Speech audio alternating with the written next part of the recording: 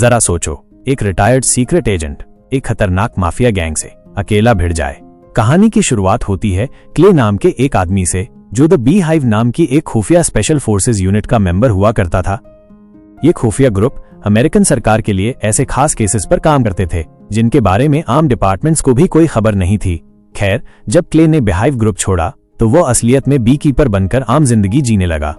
उसने Mrs Parker नाम की एक बूढ़ी औरत का गैरेज रेंट पर ले लिया और वहीं पर मधुमक्खियां पालकर शहद निकालने का काम शुरू किया। मिसेज पार्कर एक रिटायर्ड स्कूल टीचर थीं जो अकेली रहा करती थीं और अब वो एक चैरिटी ऑर्गेनाइजेशन के लिए काम करती थीं जो जरूरतमंद महिलाओं और बच्चों की मदद करती थी। वो क्ले को अपना गैरेज रेंट पर देकर काफी ज्यादा खुश थीं क्योंकि क्ले काफी अच्छे दिल का इंसान था।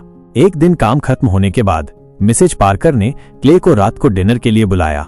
इसके बाद जब वो अपने लैपटॉप पर काम कर रही थीं, तो अचानक उन्हें एक वायरस नोटिफिकेशन आई जिसके मुताबिक उनकी हार्ड ड्राइव में वायरस आ गया था। वहां पर एक फोन नंबर भी था जिस पर फोन करके वो अपना डेटा गायब होने से बचा सकती थीं। अब मिस पार्कर ने बिना समय गवाए उस नंबर पर कॉल किया और वो फोन सीधा एक साइबर अपराधी गिरोह को जा लगा। ये गुंडे एंटीवायरस कंपनी के भेष में भोले भाले लोगों का पूरा बैंक अकाउंट खाली कर देते थे।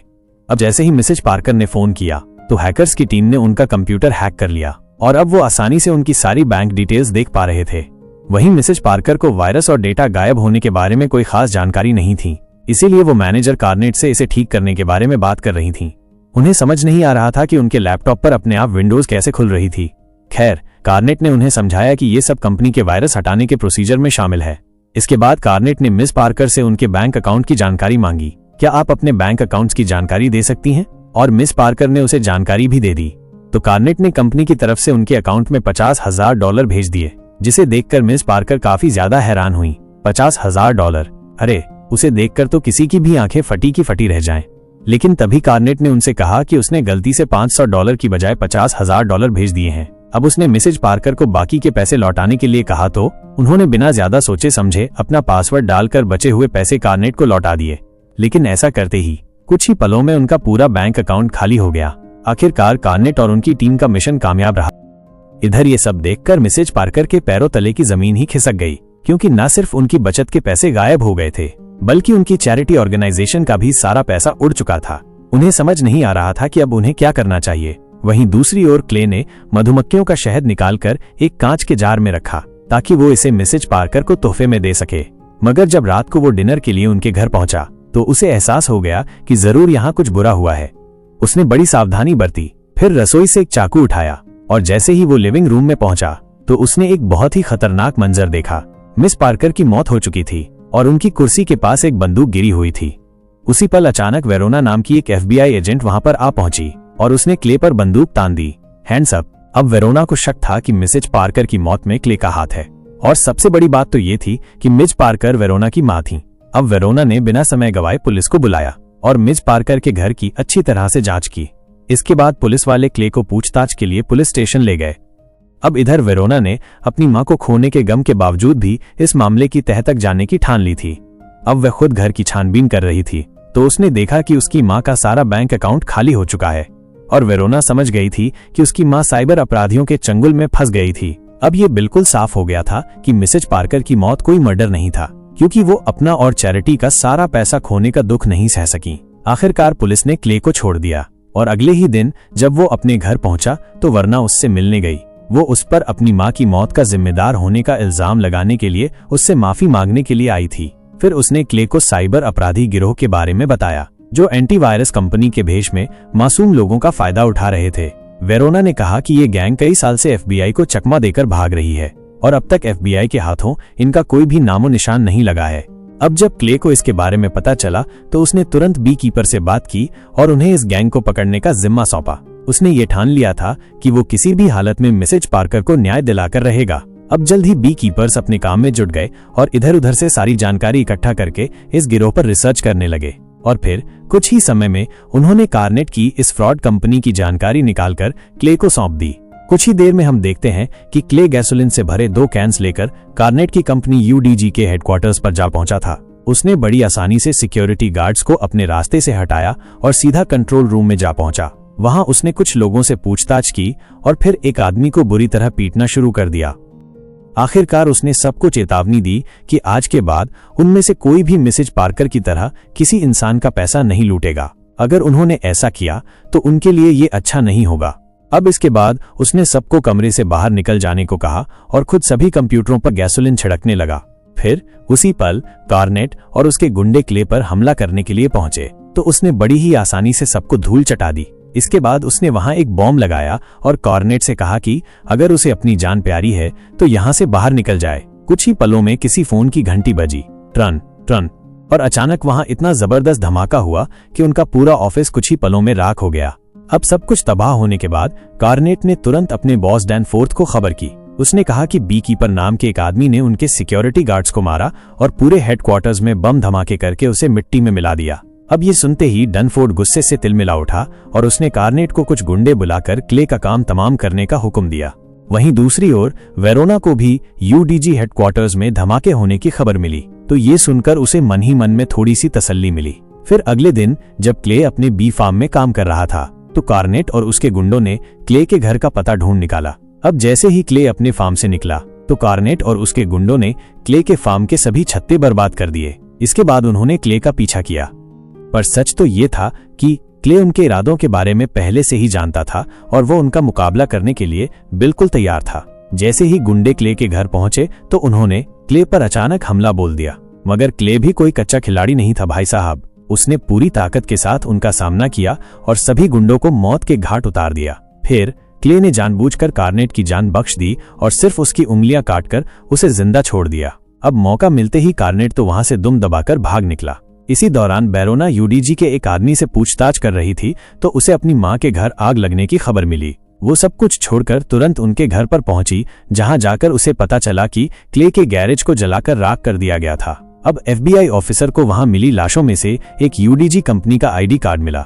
ये देखते ही वेरोना समझ गई कि यूडीजी कंपनी के केस में क्ले का ही हाथ था। वहीं दूसरी ओर जब कार्नेट अपनी जान बचाकर भागा तो उसने तुरंत डैनफोर्थ को खबर की कि वो क्ले को मारने में नाकामयाब रहे और क्ले ने बड़ी बेरहमी से उसकी उंगलियां काट डाली। अब ये सुनते ही डैनफोर्थ गुस्से से आग बबूला हो उठा। उसे समझ आ गया था कि क्ले कोई मामूली आदमी नहीं है। अब उसी समय अचानक क्ले कार्नेट के सामने आ गया और उस पर हमला बोल दिया। क्ले ने उसे बेल्ट से बांधकर अपनी गाड़ी के बम्पर से बांध दिया और गाड़ी चला दी, जो कार्नेट को लेकर सीधा पानी में जा गिरी।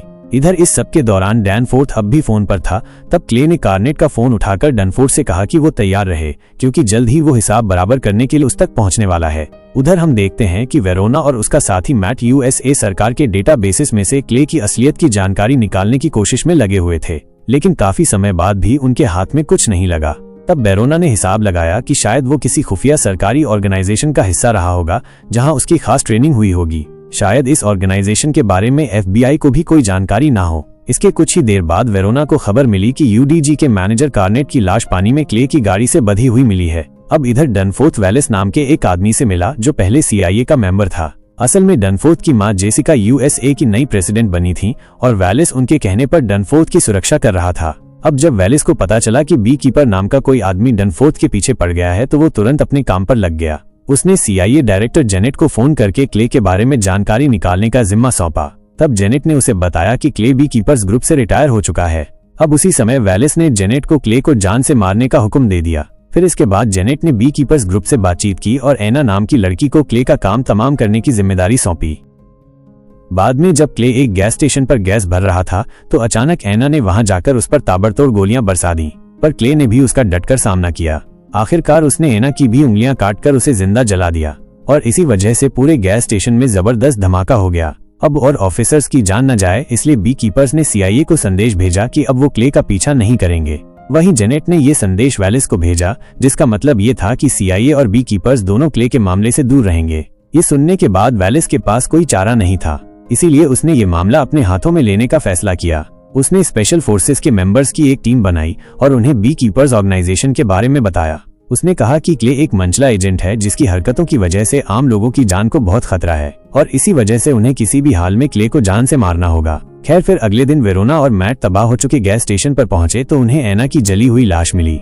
ऐसा लग रहा था कि एना किसी खुफिया सरकारी ऑर्गेनाइजेशन का हिस्सा थी, मगर वेरोना ये नहीं जानती थी कि वो क्ले को मारने क्यों आई थी। वहीं दूसरी ओर क्ले ने एना की कटी हुई उंगलियों की मदद से उसके घर का लॉक खोला और उसका कंप्यूटर हैक कर लिया। फिर उसने कार्नेट के फोन का सिग्नल ट्राई किया और जल्द ही उसने डनफोर्थ की लोकेशन का भी पता लगा लिया। इसके बाद उसने एना के घर से कई हथियार और बॉम्ब इकट्ठे किए और अपने मिशन के लिए निकल पड़ा। वहीं दूसरी ओर वेलेस की स्पेशल फोर्सेस की टीम क्ले को मार गिराने के इरादे से डनफोर्थ की बिल्डिंग में पहुंच चुकी थी। बिल्डिंग के बाहर स्वॉट टीम को तैनात किया गया था क्योंकि वो जानते थे कि क्ले बिल्डिंग में हमला करने जरूर आएगा। मगर वेलेस और उसकी स्पेशल फोर्स ने बिल्डिंग में काम कर रहे लोगों को अंदर ही रखा जैसे कुछ हुआ ही न हो। इस बिल्डिंग में NSU कंपनी का काम चल रहा था जो UDG की तरह ही आम लोगों का पैसा चुराते थे। कुछ ही देर में क्ले बिल्डिंग के बाहर आ पहुंचा और बिना समय गवाए स्वॉट टीम पर हमला बोल दिया। वो इतना जबरदस्त फाइटर था कि स्वॉट टीम का कोई आदमी उसके सामने टिक ही नहीं सका। आखिरकार वो बिल्डिंग के अंदर घुस गया और बड़ी आसानी से वहां काम करने वाले लोगों में मिल गया। पर जल्द ही एक स्पेशल फोर्सेस मेंबर ने उसे पहचान लिया और उस पर हमला बोल दिया। जल्द ही सभी ऑफिसर्स ने क्ले को ढूंढकर उस पर गोलीबारी शुरू कर दी, पर क्ले ने अपनी स्किल्स की बदौलत एक एक करके सबको मौत के घाट उतार दिया। इसके बाद क्ले ने NSU के मैनेजर रिको पर इस कंपनी के मालिक की जानकारी देने का दबाव बनाया। बता कौन है मालिक? रिको काफी घबराया हुआ था और उसने कहा कि इस कंपनी का मालिक बहुत ताकतवर आदमी है जिसका कानून भी कुछ नहीं बिगाड़ सकता। लेकिन इस पर क्ले ने कहा कि कोई भी आदमी इतना ताकतवर नहीं है जो उसके सामने टिक सके।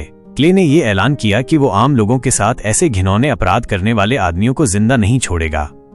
आखिरकार रिको ने अपनी जान बचाने के लिए अपने मालिक का नाम और पता बता ही दिया, लेकिन उसी समय वेरोना और उसकी टीम ने वहां आकर क्ले पर हथियार तान दिए, पर इस बार भी क्ले बच निकलने में कामयाब रहा। खैर, फिर जल्द ही वेरोना और मैट को पता चला कि UDG और NSU जैसी कंपनीज जो आम लोगों का पैसा चुराती हैं, उनका मालिक US प्रेसिडेंट का बेटा डनफोर्थ ही है। अब वेरोना को एहसास हुआ कि क्ले की वजह से सिर्फ डनफोर्ड ही नहीं बल्कि US प्रेसिडेंट जेसिका को भी जान का खतरा है। अब इसकी खबर मिलते ही डेप्यूटी डायरेक्टर प्रिग ने वेरोना और मैट को क्ले को पकड़कर लाने की जिम्मेदारी सौंपी और वहीं स्वेट टीम ने प्रेसिडेंट और उनके परिवार की सुरक्षा बढ़ा दी। फिर अगले दिन वेरोना और मैट सिक्योरिटी सर्विस एजेंट्स के साथ US प्रेसिडेंट और उनके बेटे को सुरक्षा देने के लिए पहुंचे। आज वो बीच किनारे अपने बंगलों में एक चैरिटी प्रोग्राम करने वाले थे। अब FBI और खुफिया सिक्योरिटी सर्विस के वहां होने के बावजूद भी वेलेस डनफोर्ड की सुरक्षा के लिए चिंता में था। अब इसी वजह से उसने कुछ महान फाइटर्स की टीम को बुलाया जिनका कैप्टन था लजास। लजास ने बताया कि वो पहले भी एक बी कीपर को मार चुका है और इस लड़ाई में उसकी एक टांग कट गई थी। वहीं दूसरी ओर हम देखते हैं कि क्ले ने बड़ी आसानी से एक ड्रेनेज सुरंग के जरिए ट्रक के नीचे छिपकर वो डैनफोर्ड के बंगले में घुस आया था। जल्द ही उसने एक स्वॉट ऑफिसर को मार डाला और फिर सभी गाड़ियों में बॉम्ब्स लगाकर अपना फेस बदल लिया और इस वजह से वो बड़ी आसानी से चैरिटी प्रोग्राम के लोगों में घुल मिल गया। उधर प्रेग ने प्रेसिडेंट जेसिका को खबर दी कि आम लोगों के साथ फ्रॉड कर रही कंपनीज का मालिक उनका बेटा डैनफोर्थ ही है। फिर जेसिका का माथा ठनका और जेसिका को एहसास हुआ कि उसके कैंपेन का सारा पैसा भी इसी गैरकानूनी तरीके से आया था। अब ये सब कुछ जानकर तो वो गुस्से से लाल पीली हो गई। इसी दौरान वेरोना ने प्रोग्राम में क्ले को पहचान लिया और स्वॉट टीम को उसे पकड़ने का हुक्म दिया। अब जल्द ही स्वॉट टीम ने उसे बंदूक की नोक पर गिरफ्तार करने की कोशिश की तो क्ले हार मानकर अपने घुटनों पर बैठ गया। मगर सच तो ये था कि ये भी उसके प्लान का एक हिस्सा था, क्योंकि उसी समय उसने चुपके से खुफिया एजेंट्स के सभी ट्रक्स में धमाके कर दिए और अचानक सभी ऑफिसर्स पर हमला करके डैनफोर्थ की जान लेने के लिए निकल पड़ा। उधर ऑफिस में जब जेसिका को अपने बेटे की काली करतूतों की खबर मिली तो उसने डैनफोर्थ की सच्चाई क्ले और पूरी दुनिया के सामने लाने का फैसला किया ताकि उन मासूम लोगों को न्याय मिल सके। अब इधर क्ले बिल्डिंग में घुसकर सीक्रेट एजेंट्स और वेलेस के गुंडों को बेरहमी से पीट रहा था। कुछ ही समय में वो प्रेसिडेंट के हॉल में पहुंच गया जहां पर लजेरस और उसकी भयंकर हाथापाई हुई, पर क्ले इसमें भी जीत गया और अब वो प्रेसिडेंट के कमरे की ओर बढ़ा। तभी अचानक वेल्स उसके सामने आ गया। वो उसे डैनफोर्ड को मारने से रोकना चाहता था, पर क्ले ने उसकी एक ना सुनी बल्कि बदले में उसकी उंगलियां तोड़ डाली। भाई, इसे दूसरों की उंगलियों से बड़ा प्यार है। खैर, उधर प्रेसिडेंट के ऑफिस में डैनफोर्थ बेहद परेशान हो चुका था क्योंकि उसकी माँ पूरी दुनिया के सामने उसके काले धंधों का खुलासा करने वाली थी।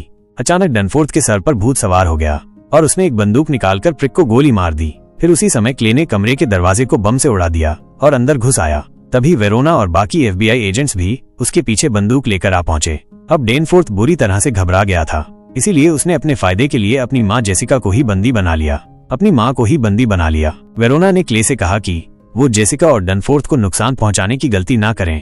अब इधर डैनफोर्थ अपनी जान बचाने के चक्कर में अपनी माँ की जान लेने को तैयार हो गया था। अब इस मुश्किल घड़ी में क्ले ने वेरोना से पूछा कि तुम्हारे लिए कानून ज्यादा जरूरी है या निर्दोष लोगों को न्याय मिलना। फिर उसने बिना समय गवाए डैनफोर्थ को गोली मारकर जेसिका की जान बचाई और खुद एक खिड़की तोड़कर वहां से फरार हो गया। इस खिड़की से वेरोना गोली चलाकर क्ले का काम तमाम कर सकती थी, पर उसने खुद को रोक लिया।